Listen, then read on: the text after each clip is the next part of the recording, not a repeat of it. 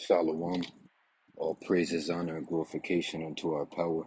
Call Halim La, Allahayana wa Yahweh, Bahashem, Yahweh Shai, Bahashem, Harakakwadash. Double honors unto the elders and apostles of Great Millstone. Salutations as well as health and wellness unto the hopeful elect of Yahweh Bahashem, Yahweh Shai, scattered across the earth. This is your brother Allah coming to you with another lesson. And Lord willing, this lesson will be a quick hitter. But Lord willing, this lesson will be entitled, We Must Embrace Our Lot and Our Estate. It's of the will of the Lord, right? And this will be touching more so on the suffering side of our lot, right? The estate between, us and our women. And not just our women, but the women in general, but being led by our women. And even within that, being led by the so-called black women, and so, right, we must embrace our lot and our estate. It's of the will of the Lord. Right, so like I said, Lord willing, this will be a quick hitter, and Lord willing, the elect of Yahweh by Shemi Awashai be edified, and let's get right into it. So the first scripture I want to get, and this is, pretty straight to the point. Oh, but before getting into the scriptures, let me get the word embrace, its definition. Hold someone, um, here you go.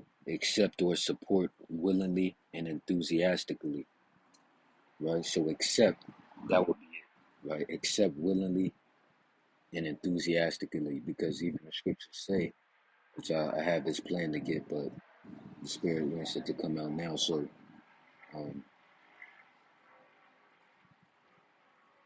where is it?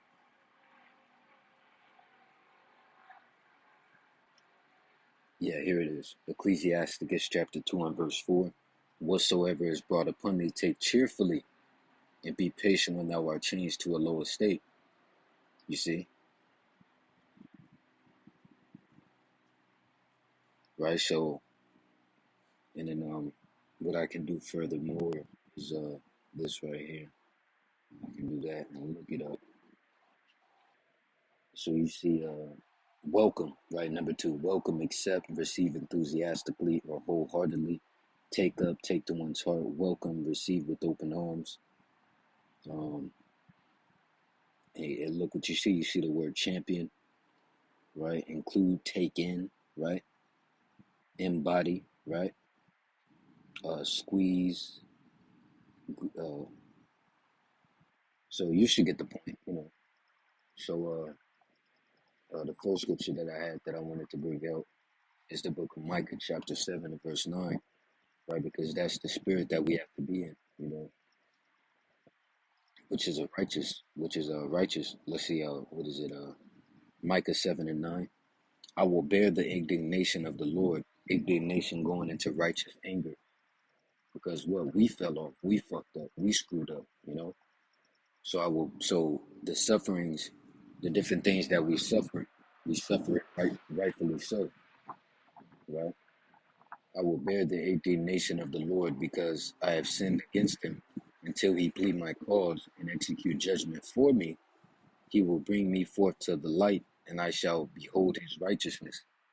Right? So, you know, and notice how it said, and execute judgment for me, you know, because the scriptures say, vengeance is mine and I will repay, saith the Lord. Let me get that really quick.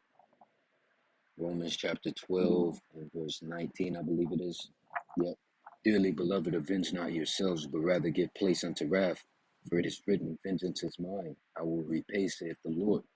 You see? So,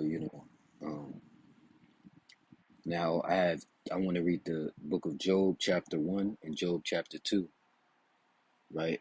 So, let's get Job, chapter 1, which they're not long chapters at all. So, this is the book of Job, chapter 1, and verse 1. There was a man in the land of Uz, whose name was Job. And that man was perfect and upright, and one that feared the Most High and eschewed evil. Eschewed meaning shun. And there were born unto him 7 sons and 3 daughters. His substance also was 7,000 sheep, and 3,000 camels, and 500 yoke of oxen, and 500 she asses, and a very great household, so that this man was the greatest of all the men of the east. And his sons went and feasted in their houses,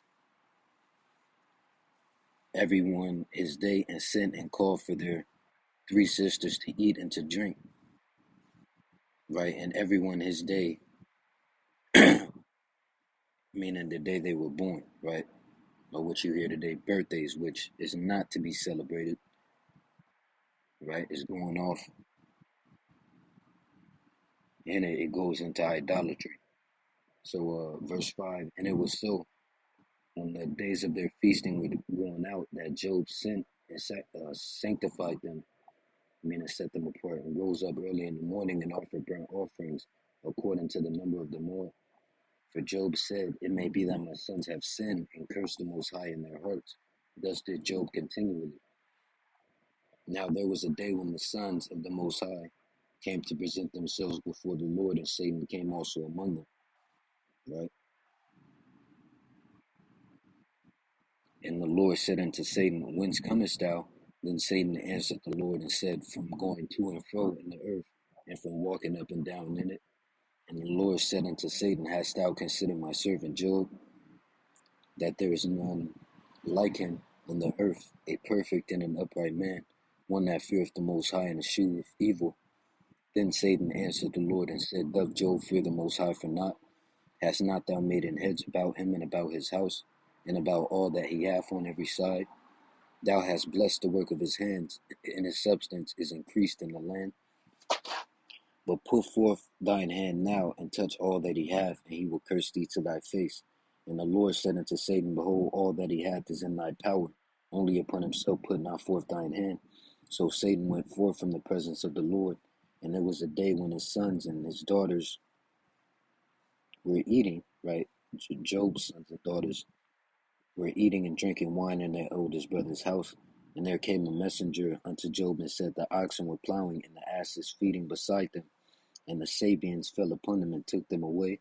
Yea, they have slain the servants with the edge of the sword, and I am only escaped alone to tell thee. While he was yet speaking, there came also another and said, the fire of the Most High is fallen from heaven, and have burned up the sheep and the servants, and consumed them. And I only am escaped alone to tell thee. While he was yet speaking, there came also another and said, the Chaldeans made out 3 bands, and fell upon the camels, and have carried them away, yea, and slain the servants with the edge of the sword, and I only am escaped alone to tell thee. While he was yet speaking, there came also another and said, thy sons and thy daughters were eating and drinking wine in their eldest brother's house.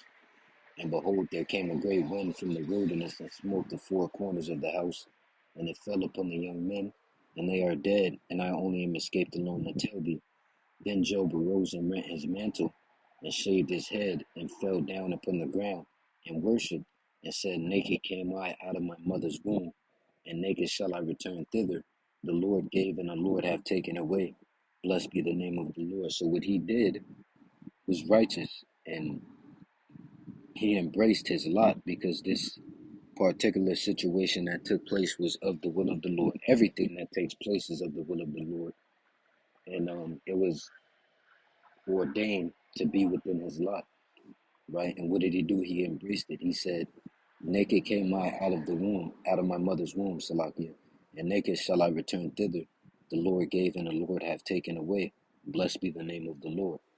Which also shows that he understood, our forefather Job understood the element of balance, right? The Lord gives and takes away. The Lord killeth and maketh alive. The Lord bringeth down and bringeth up. Hey, so on and so forth, man. The Lord is balanced. The element of balance is of the Lord. And verse 22, and all this Job sinned not, nor charged the Most High foolishly. Now next I want to get Job the 2nd chapter, just taking the time, right? Job chapter 2 and verse 1. Again, there was a day when the sons of the Most High came to present themselves before the Lord, and Satan came also among them to present himself before the Lord. And the Lord said unto Satan, From whence comest thou? And Satan answered the Lord and said, From going to and fro in the earth, and from walking up and down in it.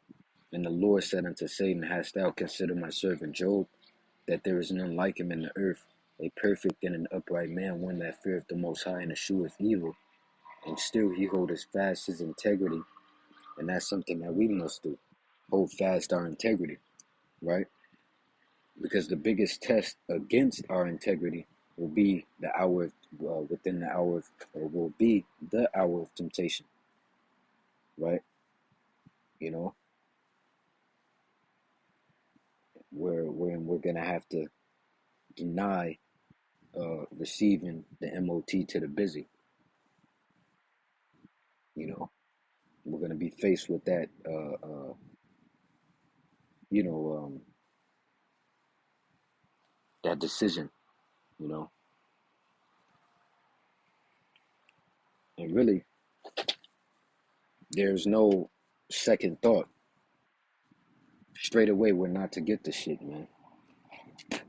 Right, right. You know, and that's why the scriptures say, because ultimately, you know, it's of the will of, like, the elect is not gonna get the MOT to the busy, right?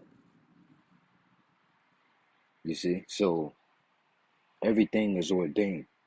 So Lord, that's why we say, Lord willing, we be of the elect of Yahweh Bashim Yahushai, you know, because if we are, we have nothing to worry about, right? You see, so, but let me get, I want to get this really quick. It's hard to see my phone. It's the same. Let's see, Revelation chapter 3, verse 10. Because thou hast kept the word of my patience, I also will keep thee from the hour of temptation, which shall come upon all the world to try them that dwell upon the earth. You see, there we go. Turn this light on. Okay. All right, we're back to the book of Job, the second chapter. Right, Job chapter 2, and verse 3. And the Lord said unto Satan, Hast thou considered my servant Job, that there is none like him in the earth, a perfect and an upright man, one that feareth the Most High and escheweth evil, and still he holdeth fast his integrity, although thou movest me against him to destroy him without cause. Right? And Satan answered the Lord and said, Skin for skin, yea, all that a man hath will he give for his life.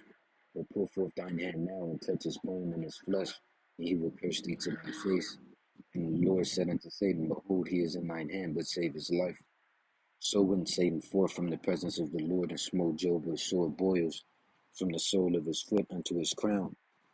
And he took him a potsherd to scrape himself withal, and he sat down among the ashes. Then said his wife unto him, Dost thou still retain thine integrity? Curse the Most High and die. Showing you, you know, this furthermore proves that the woman is a weaker vessel, and that, you know, something that Satan will do is utilize the woman to get to you, right? Or, you know, as a man, right? And the scriptures tell you that the woman is the weaker vessel. Let me get that really quick. First Peter chapter 3, I think it's verse 7. Yeah. Likewise, ye husbands, dwell with them according to knowledge, giving honor unto the wife as unto the weaker vessel, and as being heirs together of the grace of life, that your prayers be not hindered. See that, as unto the weaker vessel, right? So back to the book of Job, the second chapter,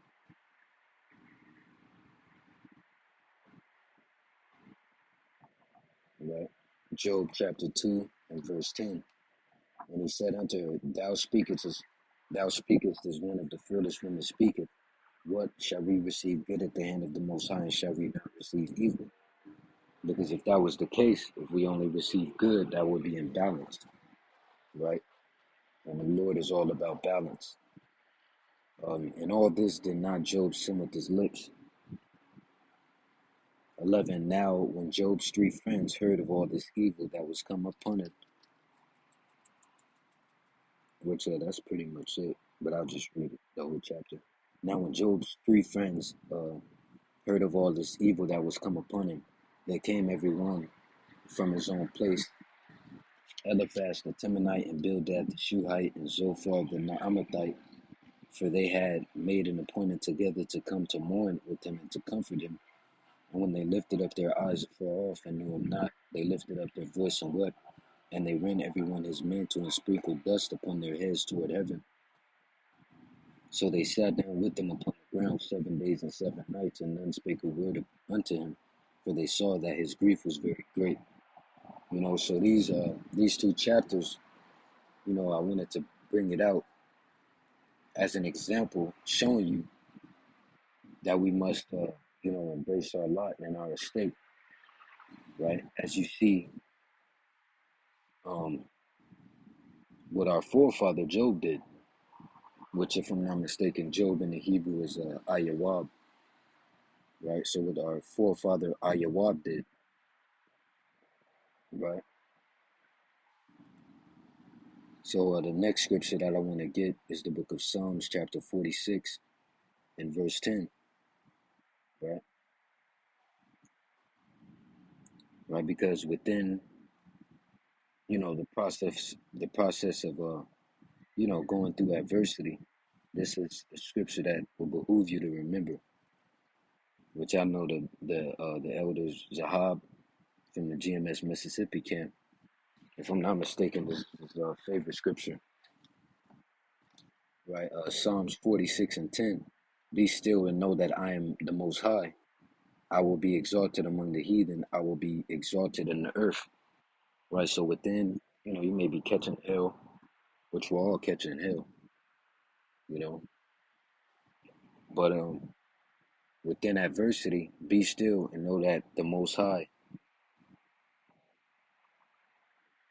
and know that He is, be still and know that He is, right? You know, let me get that really quick. So, Hebrews chapter 11 and verse 6. But without faith it is impossible to please him, for he that cometh to the Most High must believe that he is, and that he is a rewarder of them that diligently seek him. So, Lord willing, well, I got this already, but I'll just get it again. Lord willing, I'll end it with this. The book of Ecclesiasticus, chapter 2 and verse 4. Whatsoever is brought upon thee, take cheerfully, and be patient when thou art changed to a low estate. Right? For gold is tried in the fire, and acceptable men in the furnace of adversity. And matter of fact, let me get this as well. Job chapter 23 and verse 10. But he knoweth the way that I take. When he have tried me, I shall come forth as gold. Right? And in order for gold to reach that pure state, it must be tried through the fire. So in order for us to reach that pure state, we must be tried through adversity. Right? The fire is likened but the fire represents adversity, the gold represents us. So with that, Lord willing, you were edified. Once again and forever, all praises, honor, glorification unto our power. Call Halain La Alahayan Awa Yahweh Bahashem, Yahweh Shai Bahashem, Harakak Wadash. Double honors unto the elders and apostles of Great Millstone. Salutations as well as health and wellness unto the hopefully elect of Yahweh Bahashem, Yahweh Shai scattered across the earth. See you in the next lesson, Lord willing.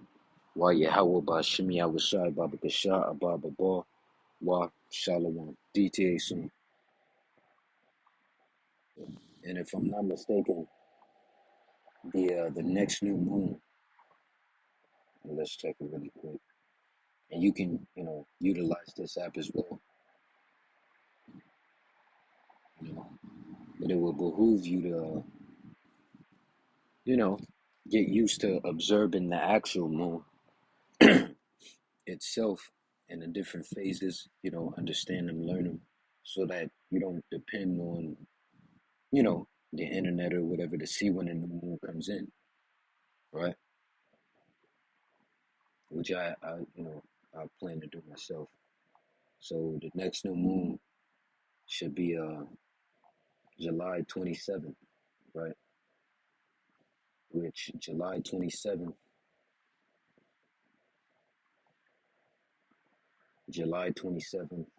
is a Wednesday, so the next new moon will be Wednesday Eve to Thursday Eve, right?